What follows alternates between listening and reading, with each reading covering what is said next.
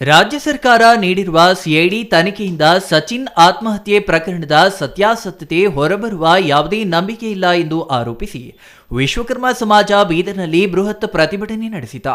ಸಚಿನ್ ಆತ್ಮಹತ್ಯೆಗೆ ಸೂಕ್ತ ನ್ಯಾಯಕ್ಕಾಗಿ ಪ್ರತಿಭಟನೆ ನಡೆಸಲಾಗಿದ್ದು, ಕಟ್ಟಿತೂಗಾಂವ್ ಗ್ರಾಮಸ್ಥರು ಹಾಗೂ ವಿಶ್ವಕರ್ಮ ಸಮಾಜದ ಸಾವಿರಾರು ಮಂದಿ ಪ್ರತಿಭಟನೆಯಲ್ಲಿ ಭಾಗಿಯಾಗಿದ್ರು.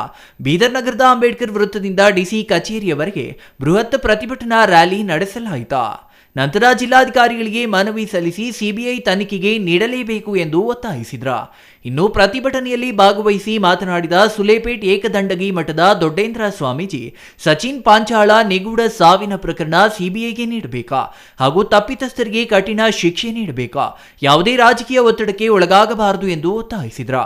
ಅಲ್ಲದೆ ಮೃತ ಗುತ್ತಿಗೆದಾರ ಸಚಿನ್ ಕುಟುಂಬಕ್ಕೆ 1 ಕೋಟಿ ಪರಿಹಾರ ನೀಡಬೇಕಾ, ಅವರ ಪರಿವಾರದ ಒಬ್ಬರಿಗೆ ಸರ್ಕಾರಿ ನೌಕರಿ ನೀಡಬೇಕು ಎಂದು ಆಗ್ರಹಿಸಿದ್ರು.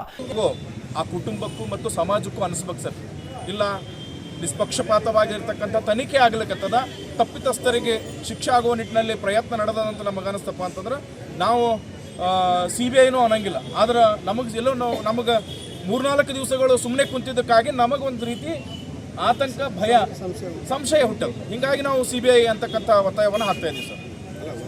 ನಾವು ಆ ಕುಟುಂಬದ ಮತ್ತು ಸಮಾಜ ನಾವು ಸಮಾಲೋಚನೆ ಮಾಡಿಕೊಂಡ ರೀತಿಯಲ್ಲಿ ಆ ಕುಟುಂಬಕ್ಕೆ 1 ಕೋಟಿ ರೂಪಾಯಿ ಪರಿಹಾರ ಧನವನ್ನು ಕೊಡಬೇಕು ಮತ್ತು ಆ ಕುಟುಂಬದಲ್ಲಿರ್ತಕ್ಕಂಥ ಕೇವಲ 5 ಅವರ ಸಚಿನ್ ನಂತರದಲ್ಲಿ ಆ ಕುಟುಂಬದಲ್ಲಿ 5 ಜನ ಹೆಣ್ಮಕ್ಕಳೇ ಇರೋದ್ರಿಂದ ಆ ಮನೆಯಲ್ಲಿರ್ತಕ್ಕಂಥ 2 ಹೆಣ್ಮಕ್ಕಳಿಗೆ ಸರ್ಕಾರಿ ನೌಕರಿಯನ್ನು ಕೊಡಬೇಕು ಮತ್ತು ಆ ತನಿಖೆಯ ನಂತರದಲ್ಲಿ ಸರಿಯಾಗಿ ತನಿಖೆ ಮಾಡಿ ಯಾರು ತಪ್ಪಿತಸ್ಥರಿದ್ದಾರೆ ಅವರಿಗೆ ಕಠಿಣ ಶಿಕ್ಷೆಯನ್ನು ಕೊಡುವಂಥದ್ದಾಗಬೇಕು.